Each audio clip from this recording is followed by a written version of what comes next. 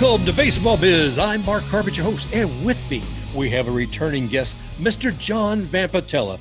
John is an excited Red Sox fan. He's also author of the book Game 5, 2004 ALCS, and that's about the Yankees and Red Sox. But we talked about that before, and we might get a hint on that as well because, my gosh, John, you know, the AL East, and as many call it, the AL Beast, and rightfully so. This is an exciting season. And I know starting out, I was saying, I bet maybe those Blue Jays will really make a big difference this year. And early on, I'm saying, oh my gosh, what's going on with the Red Sox? I was completely flustered, dude. I mean, I expected to see them right there at the top as well. Yankees has blown all of us out of the water, at least for now. So what are you thinking, brother, when you see all this going on? Well, Mark, it is awesome to be with you. We had such a great time last time, and I was so excited to be able to come back on. It's a new baseball season, and I was a little unsure what to expect. I knew the AL East would be really good, right? Because just based on last year, the four teams, the Yankees, the Red Sox, the Blue Jays, the Rays, all four were really good. And as we looked into this year, I thought it's going to be, a tight race this year. What surprised me, to be honest, is Baltimore, how good they've been. Like they're in last place, but they've improved significantly from last year. And that has made it harder on the other teams. Like in years past, they've been kind of the Cupcakes who you roll over and to fatten up your record, but it hasn't really happened with Baltimore this year. They've been tougher than expected. But as a Red Sox fan, it just totally pains me to have to start out with this, but I got to do it to be fair. What the Yankees have done is just, it's been mind blowing. When the Red Sox had a tough start, they started out at 10-19. And since that point, I think I looked at this yesterday. So it was before yesterday's game, but they had won. They've been playing like 750 or 730 ball, like 111 win pace since they started out 10-19. And they lost ground to the Yankees in the standings in the process, which is unbelievable, right? Yeah. So as good as the Red Sox have played since that 10-19 start, they've actually lost ground in the standings. That's how good the Yankees have been. It's been mind-boggling. They're on like 120 something win pace this year. And it's just, I keep waiting for them to lose. And I keep, even the other night, like they were being no hit for the second time in a row. And then I blink and they win the game. So it is just incredible to watch what they're doing. And, the AL East is really good, but they're so far behind the Yankees because of how incredible the Yankees season has gone so far. Well, it has. I mean, and I was wondering how things were going to happen. I mean, there were a few changes that the Yankees made. I'm trying to think. Yeah, Sanchez, he's gone right. Yep. And a couple of others. And I thought, Cashman and Boone were getting a little grief at the beginning of the season. Of course, if you're a Yankees fan, you're going to give your team a little grief, period. I think most of those complaints have gone down a bit, but they made some changes. I mean, they're suffering a little bit with some of their players, but it is nothing. It means absolutely nothing to them compared to what they're achieving. And geez, man, he's Aaron Judge. I don't know if he's just hungry to get better numbers for his agreement with the team last Friday, but he's been knocking it out. I didn't see what he did last night. It's Tuesday morning, by the way, but I know before that, I think he hit up to like 28 home runs already for this season. And I know it's probably more than that after last night, but he's a phenomenon. I mean, there's nothing like that giant up there when he comes to the plate. And as any of us know in the AL East, it's like, oh my gosh. Recently, I think with the Rays, they brought him in as a pinch hitter at the bottom of at the top of the ninth, whatever it was. And that he didn't come through, but he could have made all the difference right there. He is the linchpin, I think, when everybody looks at the Yankees and their success. Yeah, he's one of those guys, as an opposing fan, and this kind of goes back to my book. I remember, and I wrote about this when it came to Gary Sheffield. I always felt like it looked like when Sheffield got to the plate, it looked like he was going to mash the ball every single time up. Yeah. And I think probably for Yankee fans, David Ortiz even just looked that way coming to the plate, right? There's just some guys I always thought they don't scare me just the way they look at the plate. But Sheffield was one of those guys that did. And I think Aaron Judge is one of those guys. Not only is he a monster, he's huge, tremendous power to all fields, but just his stance, he just looks like he's going to maul the ball every single time he gets up there. And honestly, he is 28 homers, 57 RBI. He's got a 1.006 OPS. I mean, he's doing everything they want. And, he's looking for a big payday, right? He's looking for a major contract. Now he's 30. So I don't know how much that's going to factor into it. There's actually been rumors among Red Sox fans that Boston would be a perfect fit. They actually have a need in the outfield.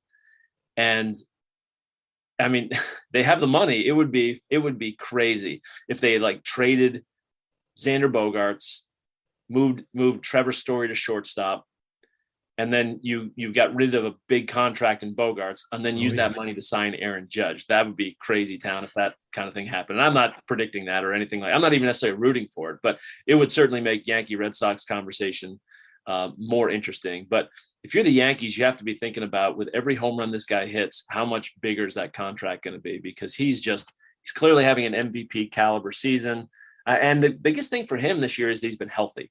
Yeah. Because he hasn't always been healthy and hasn't always stayed on the field, but he's been healthy this year, and he's playing like the player that we all thought he could be.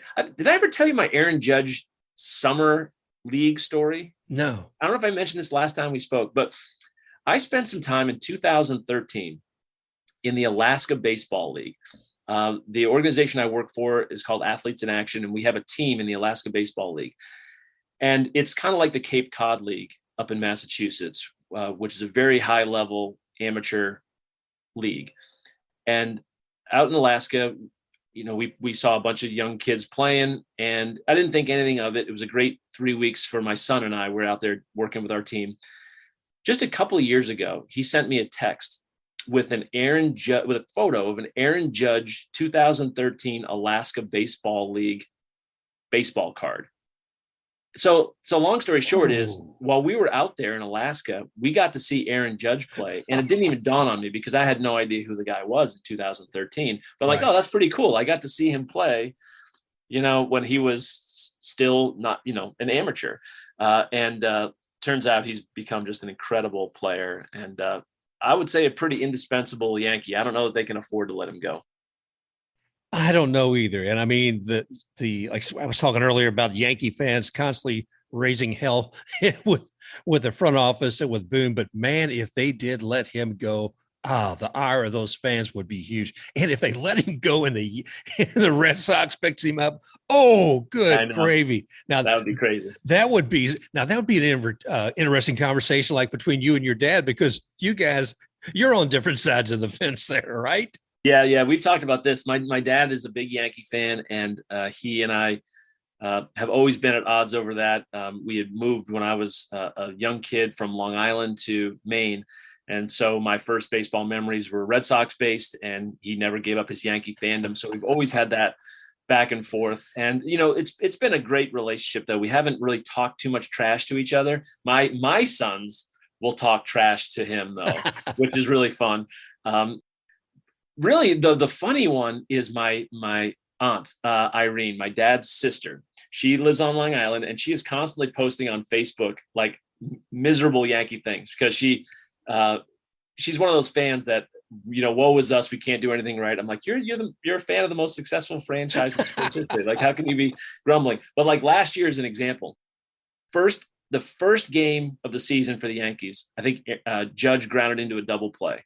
She immediately posts, on her Facebook page, "Oh, Judge grounds into a double play. It looks like it's going to be that kind of year." I'm like, "Aunt Irene, it's the first at bat of the first inning of the first game. Relax."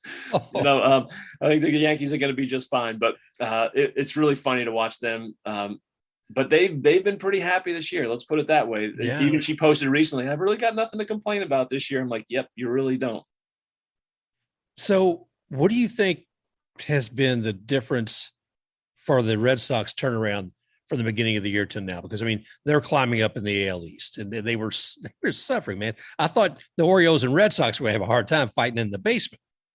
Well, when they were 10-19, they had like the second or third worst record in the sport, and they looked completely dead in the water. What was happening at that point is their starting pitching had been surprisingly good. Like Michael Wacha has been a revelation for them because he frankly hasn't been very good the last few years. When he came up with the Cardinals back in 2013, everyone thought he was going to be this Cy Young candidate, and he just never really turned out to be. And he was with the Rays last year, and he just didn't turn out to be anything special, which was a disappointment. But the Red Sox picked him up, paying him pennies on the dollar.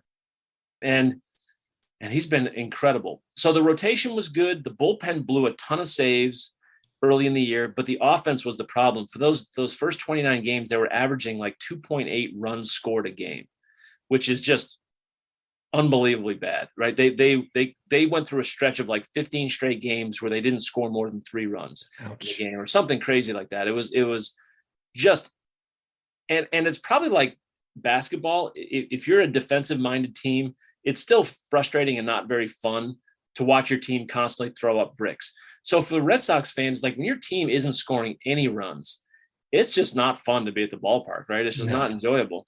And you don't need to have every game be 15-14, but to watch your team struggle to score any runs is just really painful. So that's what they were at. Since then, they've had the number 1 offense in baseball since they were 10-19, and they've just pounded the ball. Trevor Story went crazy in May. He was awful in April, and he went nuts in May. And then Rafael Devers got hot, and JD Martinez came back from an injury, and he's been hitting the ball.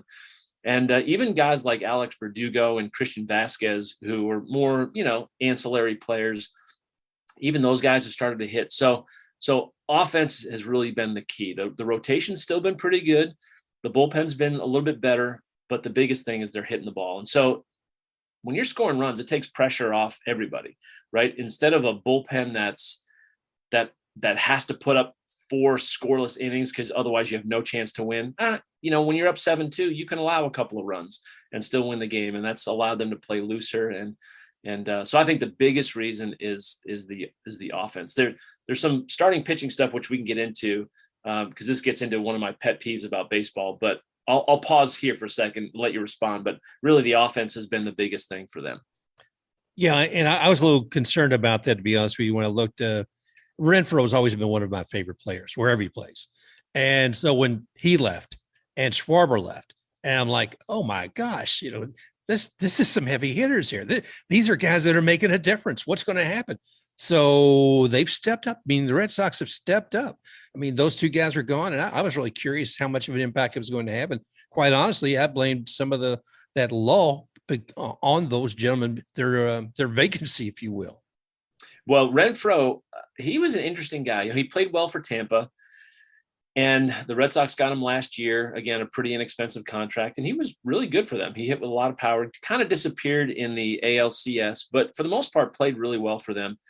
And I think this is a classic Chaim Bloom move to trade a guy who he thinks probably overplayed his hand a little bit like the year before, try to get something good in return. They ended up trading him for Jackie Bradley Jr. and a couple of young prospects. Now, Red Sox fans are frustrated because they think the trade was for Jackie Bradley Jr. It really wasn't. It was for the prospects. In order to get the prospects, they had to take on Jackie Bradley Jr. And I think they were okay with it. I think they figured, well, we know he's going to be great defensively. We know his bat isn't very good, but his bat will be playable anyway. And then we've got these 2 young prospects. And if they could turn 1 year of Renfro into that return, that's a typical Chaim Bloom type maneuver, right? Well, Bradley has played a little bit better. Like his bat has performed a little bit better recently, but he's still not been very good. And compared to what Renfro did last year and to what he's even doing this year, it's a major downgrade for Boston offensively, which was part of the problem. Yeah. But he's been a little bit better. And so that's been good. I always liked Schwarber in this Red Sox lineup. I thought he was a great fit for them. So it was sad to see him go. They've kind of figured it out, though, as a team. They've figured out how to score runs. And honestly, Trevor Story hitting is a big deal for them because he was terrible at the start of the year and just striking out like every time up or hitting weak grounders. He just wasn't doing much. And then he exploded and he's been pretty solid since. I'm sure Chaim Bloom was getting the kind of heat, that Cashman was getting for some of his trades as well over the Yankees, but it's worked out. And getting back to some of what you're saying, Chaim Bloom, how's he done as far as making sure you guys got enough good pitchers and bullpen? How's that been looking? What's happening there? Well, what he did was I hate to put it this way because even as we talked last time, I have just immense respect for anybody who makes the major leagues. So I hate to label it this way, but he got some guys who were kind of scrap heap type signings. Rich Hill, Michael Wacha, guys who, they're okay, but they're nothing special. And they were hoping that Chris Sale would be back healthy. That didn't turn out to happen. And they had signed James Paxton knowing that he wasn't going to be available really probably till the second half of the season. When Sale didn't end up, being healthy for the start of the year, that was a big problem. So that forced guys like Rich Hill and Wacha to really perform well. Nate Eovaldi's been good. Nick Pivetta, after a terrible start, has been amazing. One of the best pitchers in the sport, which has really stabilized the rotation, especially as Eovaldi got hurt and he's been on the IL.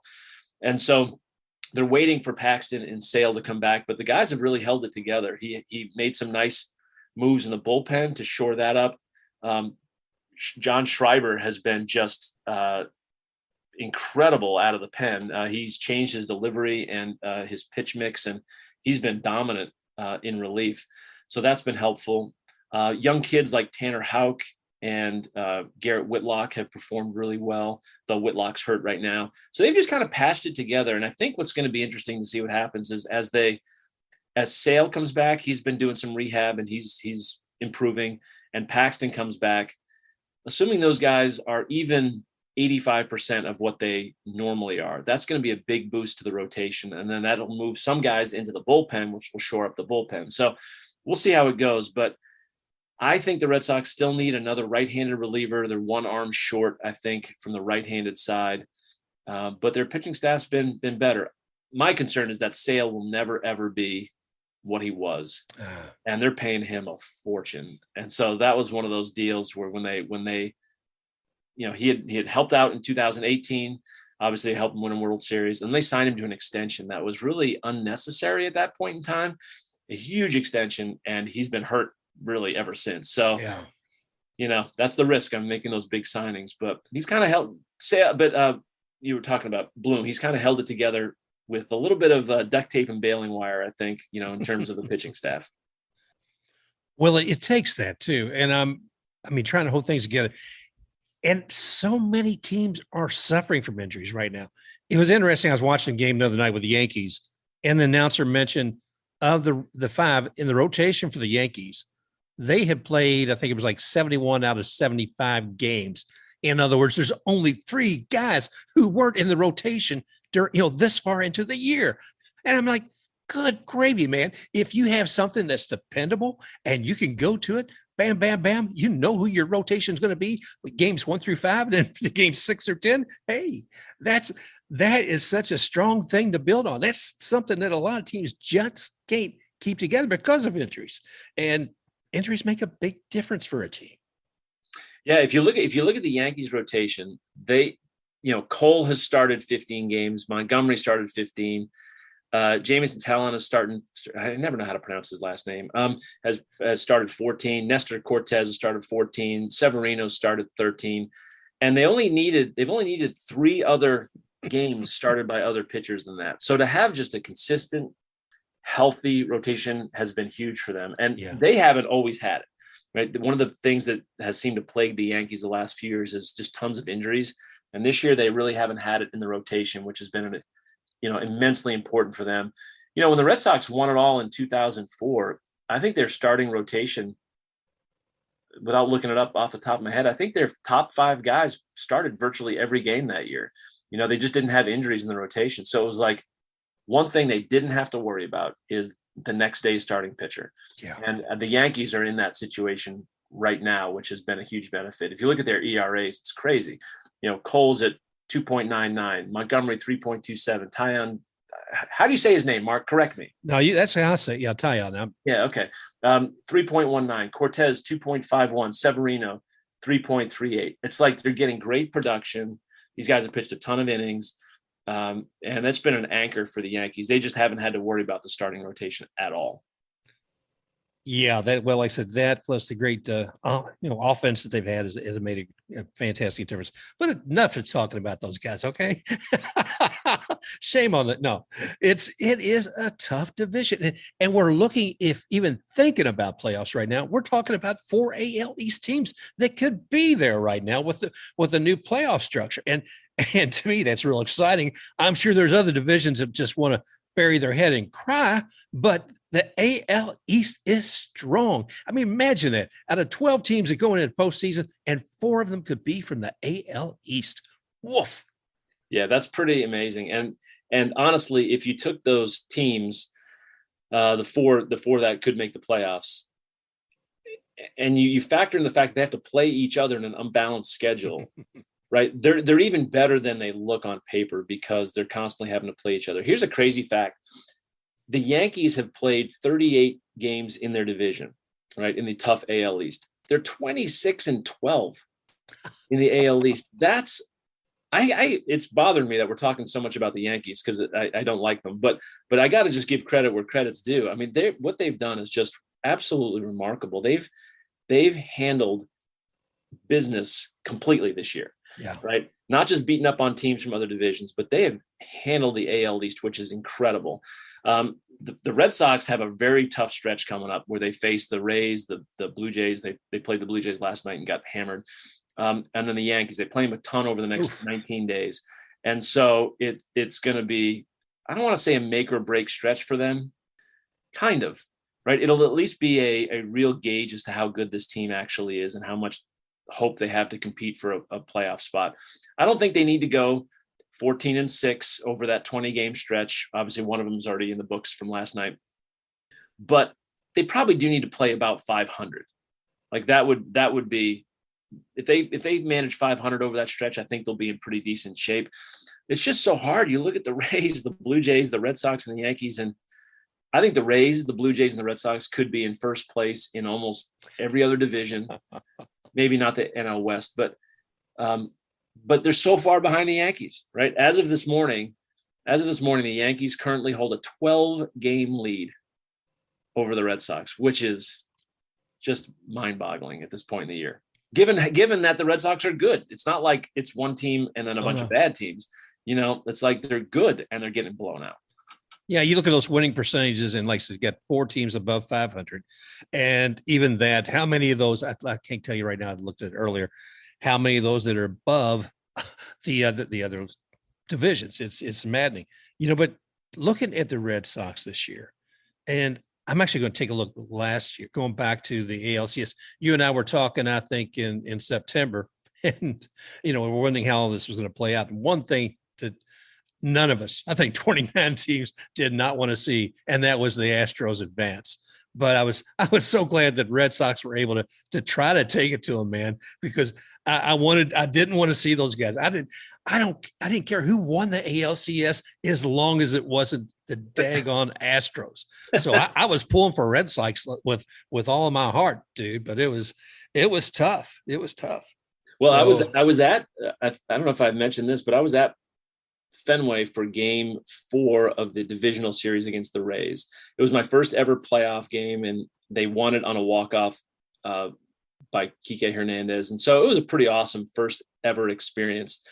And then they were up 2-1 against the Astros. And here's the crazy thing about that. They were up 2-1. They had lost the first game, and then they won the next 2 by smashing about 1 million homers, hitting grand slams like left and right. And going into the 8th inning of game 4, up 2-1, they had a 1-run lead in the 8th inning, on the verge of going up 3-1 against the Astros. Then I think it was Altuve hit a homer, and that tied the game up. And then the Astros won that game late, tied it up at 2. And from that point on, the Red Sox couldn't even get guys on base, that never mind score runs. It was like the faucet, if you think of it this way, the faucet for the first 3 games plus an inning, because the Red Sox scored almost all their runs in that. They did score all their runs in game 4 in the first inning on a Xander Bogaerts homer. The faucet was on full blast, right? For the first 3 games and an inning. And then the faucet literally got shut off completely. It wasn't like it got lowered to a drip. It got shut completely off. And it's like they couldn't score a run for the next 3 games. And the Astros, I don't know what happened. I don't know what they figured out, but it was like all of a sudden the Red Sox couldn't hit their way out of a paper bag. And the Astros won. It was pretty disheartening. On the whole, very successful season for Boston. I was very happy with it. But when you get that close, you want to see him seal the deal. Yeah. Like I said, I don't see myself pulling for Boston often, but I was certainly pulling for you guys hard. Well, thank you. We'll take all the support we can get. But it is amazing looking across and seeing all these teams, and I'm looking and saying, here, I'm going to throw one to you. Okay. Hall of Famers. Right now, if you look at the Red Sox and you said one of these guys is going to be a Hall of Famer from this roster, who would you say in the future would be a Hall of Famer? I think it has to be Rafael Devers. He's only 25. Yeah. And he is unbelievably good. He's not a great fielder. He's okay. He's a little underrated as a fielder. He makes some really great plays, but then he botches some ones that you feel like weren't that hard. The bat that guy has, though, he's just a monster. And again, only at age 25, he's just done some incredible things. You never know. Injuries, who knows how his career goes, but he is a phenom. And my concern with him is whether or not they're going to be able to keep him long-term. Like, they're talking about figuring out a way to extend him. But like with Judge, every home run this guy hits, the price tag goes up. And as we saw with Mookie Betts, it's not that the Red Sox are unwilling to spend money, but I don't know that they're willing to commit, to make one of these 10-year, $350, $400 million contracts. Which is probably what it's going to take to keep a guy like Devers. Yeah. So I'll be really interested to see what happens with that. But to answer your question, who do I think is a potential Hall of Famer? I think it's got to be him.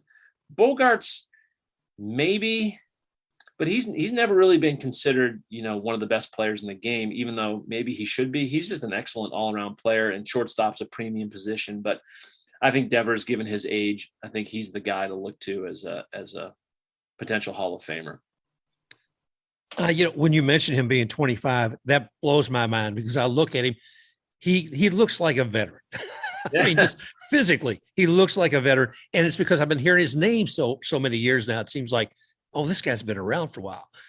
I'm entertained by him too. Okay. Let's face it. The man has a personality.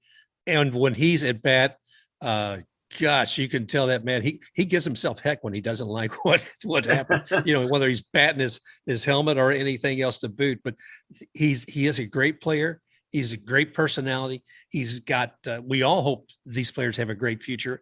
And quite honestly, yeah, I see him as a Hall of Famer as well. But going to the contract thing you were saying about, that just seems insane when they give these guys 7-year, 8-year, 10-year contracts. And I'm saying physicality, athletes get hurt, athletes get injured. But I also say on the flip side of that, these players haven't been paid their worth for about 5 or 6 years anyway. So if they get that, I'm glad for them. I'm just surprised that they're able to sometimes. Yeah, no, I'm all for whatever these guys can make, they deserve train, and they do get underpaid, especially if they're great right out of the chute. Yeah. A lot of these guys, their pro careers kind of build, and then eventually they're good enough to get the big contract. A guy like Devers or Soto from the Nationals or Trout, right? These guys were great right out of the box. And, from a value standpoint, what are they actually worth in terms of the production they actually, they're worth what the market bears, but we know it's not like a fair free market, right? Because they're under contract per the rules of the collective bargaining agreement. They're under these rookie deals, and they're getting paid league minimum, so to have a guy hitting 30 homers, driving 110 runs, batting 320, as a 21-year-old being forced to make league minimum. Now, let's just pause here.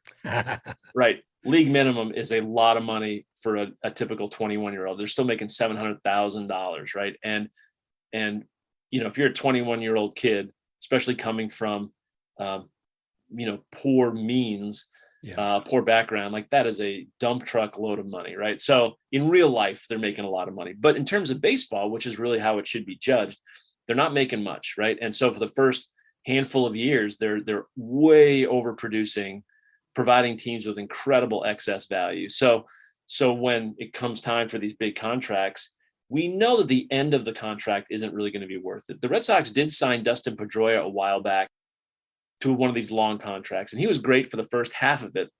But then, as you rightly described, injuries caught up with him. And so the last few years of his contract, he wasn't even, he barely got on the field. And so he wasn't even close to worth it. I think what teams do now, and I'm not a GM, so I'm not on the inside scoop of this, but I think what they must figure is the front end of these contracts, these guys will be well worth it. And we can live with the lack of value on the back end, partly because we'll take whatever we can get from them, partly because by 10 years from now, the Dodgers team payroll won't be $280 million. It'll be $400 million. And so, a $30 million a year contract 10 years from now won't even really look that bad, probably. Right. And so that's probably partly what they're thinking. Like the luxury tax will be much higher at that point. And so they don't lose as much as it would seem to us today. So I think that's got to be the thinking behind it, but it's still a big risk, to sign guys to these mammoth deals, because by the end they're not going to be worth it. Looking though at who's going to be worth something, we are also mentioned Hall of Famers, and looking at legends that come over those years. Looking back to your book, actually, from the 2004 Game 5 in the ALCS, and I think of the names that people today who weren't ever necessarily involved with baseball still remember. They're going to know Pedro Martinez. They're going to know Manny Rivera. They're going to know, of course, Ortiz, right, Jeter, these names, and Sheffield, et cetera. But it's interesting because, we've seen some of them come out of that and see them as personalities or analysts, et cetera, years later. But they have their own progeny too, don't they? They've got their own that we've seen just recently. It's like, wait a minute, I'm seeing those names again, but it's not on these veterans. These are guys who are just about ready to enter college. And it's the Brockton Rocks, man. It's up there in Brockton, Massachusetts. And boy, if I could see all those names in one game in a league like that, it would be something. Yeah, that's a really fun story. So the Brockton Rocks are this amateur team with prospects, college prospects on it. And a bunch of these guys have kids that are on the team. Manny Ramirez's son, Pedro Martinez's son, David Ortiz's son, Gary Sheffield's son, and Keith Falk's son are all on this team, which is really crazy and fun and makes me feel so old. I can't even tell you. But it's just really fun. And these kids appear to have a really good, healthy perspective. They know they're not their parents. They know how great their parents were, their dads were. And none of them are trying to be that like that. They recognize that they were great. Their dads were legendary, great players, and the odds of them ever getting to be that good are small. So they're just like, I'm just trying to be me. I'm trying to carry the name well, like I want to honor the Ortiz name well, I want to wear it well, I want to represent it well, but I'm not trying to be my dad. I'm just trying to be me. And I love that. And they seem to be having a great time together. And for fans, this is a really fun ticket, right? To go watch these guys. And one of the benefits of going to watch a game would be you get to see the dads there, right? Because they're not there for every game, but they do come and support their kids. And so you get a lot if you go see them. So they're a hot ticket. Like they're a very popular team, and for obvious reasons have drawn a great deal of interest. ESPN as you know, just put out an article on these guys, and for them to have national attention is a pretty cool thing. I know before the show, you and I were talking, and I think it was was it Martinez's kid, and what he had to say. Do you remember that? Yeah, he was talking about, and this is so typical of a kid, right? To us as fans, we look at these guys and we think these guys are heroes. They're legends, and they are, right? In baseball terms, I mean, Pedro Martinez is one of the greatest. I argue that nobody's ever pitched better than him at their peak. In my book, I make that case. So these guys are just legendary Hall of Fame level players. But to these kids, they're just dads. So I want to read you what Pedro Martinez's son said in this article,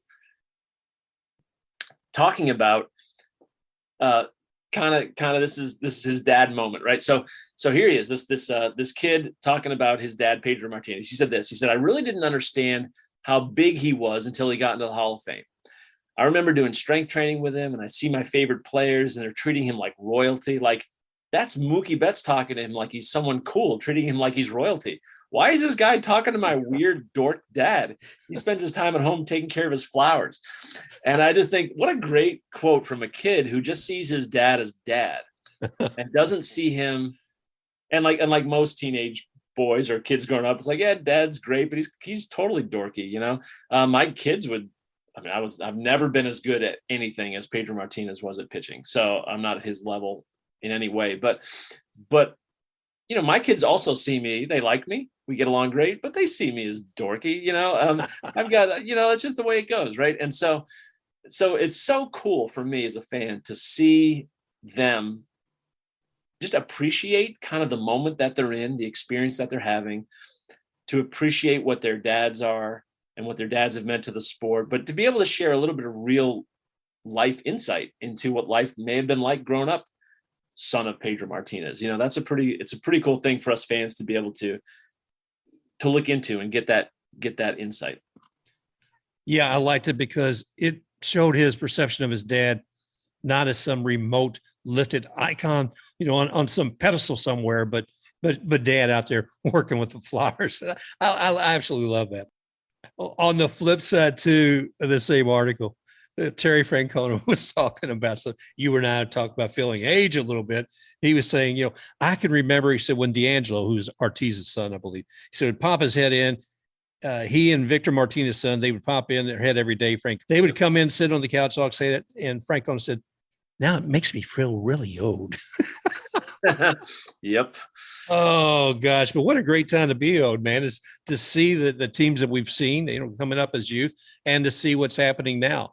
Good gravy, man. Like I said, the AL Beast, you and I both are entertained. We have our great happy moments and our depressive moments during this season, but it's still looking good. And if we are seeing 4 of our teams making it to the playoffs, there is nothing to be sad about, boys and girls. This is going to be a great season for the AL East, no matter what David Roberts says, and that's for another time. But oh gosh, man, what are you going to do for the rest of the season? Have you got everything scheduled up? Are you going to be able to attend many games there, John? Well, what's really fun is I got to attend my first ever Worcester Red Sox AAA game. The Red Sox moved their AAA franchise from Pawtucket, Rhode Island, to Worcester, Mass. a couple of years ago. And they used to be called the Paw Sox, and now they're the Woo Sox. And I was really excited to go because I wanted to see what the experience was like at the ballpark. And I wanted to see, some of these youngsters that the Red Sox have. One of the things Chaim Bloom has really done is built up the farm system. And I wanted to see some of these guys in action. And it was a great, fun experience. My friend and I had a blast there. And I'll be getting back there. I think I'm going to try to get to Fenway once. I live just far enough away, and the games are just expensive enough that I can't do it on a regular basis. So I'll go to whatever games I can. But of course, I'll be tracking the season and following along. It's I know that the experts, whoever they are, talk about baseball as some sort of a declining or dying sport. And I don't know the truth of that. All I know is that I love baseball. It is a great great game. There's nothing like being at the ballpark. There's nothing like a good baseball game. There's just so much joy to be had in it. And I know, especially as fans of the Red Sox or the Yankees, it's probably not the same for some other franchises, but the expectation levels are always so high, and it's always like World Series or failure. And that just does a disservice to the day in, day out entertainment you get from following baseball. I remember as a kid, you probably had a similar childhood experience, but every day you're looking at the paper, you're checking the box score, you're either watching the game on TV or listening to it on the radio. You're following your favorite players, and every day there's another game to be played. And every off day was like a disaster because you're like, oh no, like I can't wait 2 days to start following my team again. Right. But you memorize statistics, the back of the baseball cards, right? I mean, it's just a great sport to follow, I think in large part because it's an everyday, all summer long thing. And, I'm 52 years old, but I love it as much today as I did when I was a kid. I love the game. I love the activity of the game. I like the pace of the game. I'm glad it's speeding up a little bit, but like there is nothing like a long, drawn out, intense baseball playoff game. The drama is just dragged out and you're exhausted by the end of it, right? Because it's such an emotional experience. But baseball is a social game. It's a great combination of team play plus a focus on the individuals, right? Football to me is the ultimate team sport because everything has to work together for a successful play. But in baseball, it's the pitcher and the hitter, right? But then the ball's put in play and now there's a million things going on at once. And it's a great combination of being able to focus on individual players and what they do to contribute. That's why probably statistics in baseball are much more revered than in any other sport. But then there's the great team aspect. I don't know. I literally could talk for hours just how much I love the sport. And it's a joy to follow baseball in the summer. It's harder if your team's not good. So I got to admit the first month and a half of the season was much harder than it typically is for me as a baseball fan because the team was so bad. But it's like, dude, we're following baseball. Like this is awesome. And to have close pennant races, to have I even think I'm old school enough to have been concerned about this, but I'm actually okay with a little expanded playoff situation. Like I think 6 teams per league is probably good. It's good for baseball. More fan bases get to stay engaged longer. More fans have hope. You know what I mean? That you're going to make the playoffs because you don't need to be. Because right now, if it was just division winner or nothing, I mean, the AL East is over.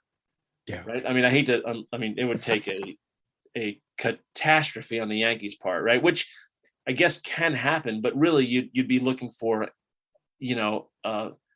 a collapse of biblical proportion, right? For the Yankees to lose this. So like, and it's been this way for a month and a half already, right? So like the season would have been over a month and a half into the season. And that's lame. You know what I mean? So like, I think the expanded playoff situation allows more fans to stay involved. I don't know, Mark, it's just good. It's a good summer. Weather's beautiful. Baseball's in swing. Teams are competing. It's a blast. I'm loving it, brother. And I'm with you right there too about, enjoying that game too. I talk about it time and time again. We all want to win, and when it comes to Red Sox and Yankees, I'm sorry, did we not win the World Series? No, that can't be the defining moment for the entire season. Enjoy this season, enjoy the series, enjoy the games, enjoy the plays, the innings, all of it. Get down there and distill it to each one of those moments because that's where the joy is. And if you try to measure an entire season, a person can either be in some manic highs and lows, but to me, I can go out there and watch a play. There's some that I've actually hated to see. I remember Mookie when he was with you guys, and he threw one from all the way deep in right field, and I think was it Ramos who took all the way to third, and I could not believe that ball coming all the way in. Now that is a moment I'll remember forever. And as much as I hated to see it happen, I said, yes, that is talent. That is a moment. That is character. So finding those moments and going and enjoying it at the minor league level. I was in Louisville recently and wound up actually seeing some major league players. I saw Gavin Sheets with the White Sox and saw Jonathan India. I'm sorry, who's he? Rookie of the year. They're there. But guess what? There's a lot of other guys that are going to meet in the majors soon as well. Myself, again, looking at the Rays, I got to see Brujan out there, got to see Franco. Okay, everybody knew about Franco. So, but there's others coming up as well. Taylor Walls, he didn't have the big announcement because he was in the wake of Franco. But those are the kind of talents that you could see at the minor league level. So go out there and enjoy those folks. I mean, that is a big part of what enjoying baseball is about. So, John, I'm with you, brother. I mean, it's a great season. So we'll see how our teams do. And like you said, kind of got an inkling about who actually may walk away with division champs, but it's still going to be fun. It is. And it'll be crazy if all four of those AL East teams make the playoffs. It was, if I don't know if you're a big college basketball fan, but in 1980, I think it was 85. 3 Big East teams made the Final Four. It was Georgetown, St. John's, Villanova, and I forget the fourth team. And so it was almost like a little mini Big East championship tournament. And that was the year Villanova beat Georgetown, playing the perfect game in the championship. But it'll feel like the AL East is just going to be slugging it out all season, and then in the playoffs against each other as well, which would be really, really fun. I don't know if these teams enjoy that. As a fan, I do. I think it's really awesome to see the best teams, from this division pounding each other all summer long, and it would be really fun to see them meet up in the playoffs. Well, I'm looking forward to it. And John, we're talking with John Vampatella, again, the author of The Forgotten Game, and specifically big Boston Red Sox fan. And we're always happy to have him here and talk about the game. So, John, thanks again, brother. Anything else you'd like to add or share with the folks? No, you can find the book on Amazon, and Mark, I appreciate you being willing to talk a little bit about it. But as you know, I'm always game to talk baseball. It's a great game, a great sport, and it's a privilege to to be a fan, and to learn about it and talk about it. So I'm grateful for you and your podcast just to continue to bring this awesome sport into the light so people can enjoy it even more. Thank you, John. I appreciate it. And once again, that was John Vampatella. So, boys and girls, thank you again for joining us today. And we hope to talk with you again real soon. You've been listening to Baseball Biz. You can find us here. You can find us on iHeartRadio, Stitcher, Google Podcasts, Apple Podcasts. We're everywhere. Special thanks to X-Take RUX for the music rocking you forward.